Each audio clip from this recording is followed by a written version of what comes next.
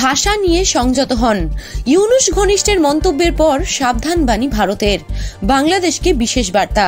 ক্রমাগত ভারত বিরোধী মন্তব্য শোনা যাচ্ছে বাংলাদেশের অন্তর্বর্তী সরকারের অংশ এবং ঘনিষ্ঠদের মুখে।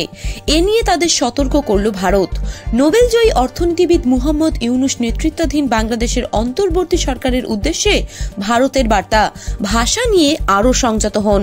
বিদেশ মন্ত্রকের মুখপাত্র রণধীর জয়সওয়াল জানিয়েছেন, মেহফুজ আলমের ফেসবুক পোস্টের বিষয়টি নিয়ে বাংলাদেশের কাছে কঠোর বার্তা দেওয়া হয়েছে। ইউনূস ঘনিষ্ঠ বলে পরিচিত আলমের পোস্টটি তারপর ডিলিট করে দেওয়া হয়েছে। বিদেশ মন্ত্রকের মুখপাত্র রণধীর বলেন, ওই বিতর্কিত পোস্ট ইতিমধ্যে মুছে ফেলেছে, তবে আমরা সংশ্লিষ্ট পক্ষকে তাদের জনসাধারণের মধ্যে প্রকাশ্যে মন্তব্য ভারত বিরোধী নিয়ে সচেতন হওয়ার কথা বলতে চাই।